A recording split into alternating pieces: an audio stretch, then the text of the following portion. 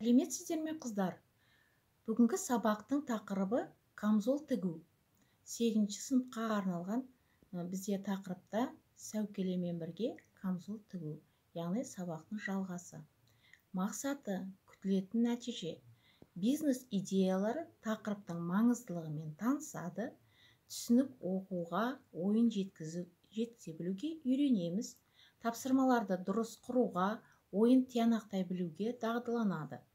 Күтілетін нәтиже сызбасын түсіреді, матаға пішімді түсіреді, бөлшектерді біріктіріп көктейді.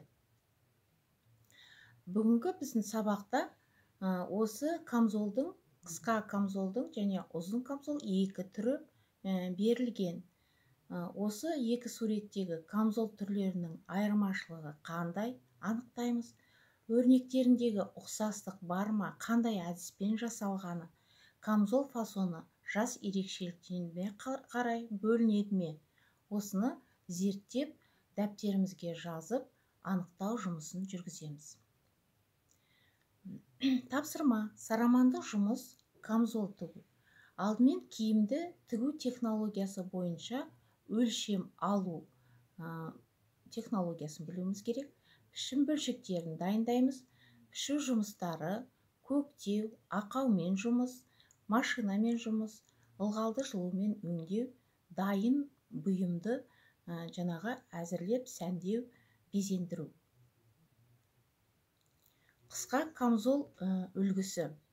Алған өлшем бойынша мына үлгіні қағаз бетіне сызып қиып аламыз. Газетті қолдануға болады, яғни оны лекала деп те атаймыз. Екінші, қағаз үлгіні матаны ұзын бойына екі бүктеп жаямыз. Матаның ұзын бой сызығына үлгідегі ұзын түзу сызықты параллель қойып түсіріп аламыз. Үшінші, бөлшектердегі қиық бөліктерін бірінші, содан соң тұтас көктейміз. Төртінші, орындау реттілігі: бұйымды шақтап көріп, ақауын өңдеп, машинамен тігеміз. Соңында жылумен өңдеу технологиясын қолданамыз. Жылумен өңдеу технологиясында алдымен қауіпсіздік ережесін сақтаймыз. Яғни, үтікпен жұмыс жасаған уақытта электр қуатымен жұмыс жасалатын заттарменен қауіпсіздік ережесін сақтаймыз.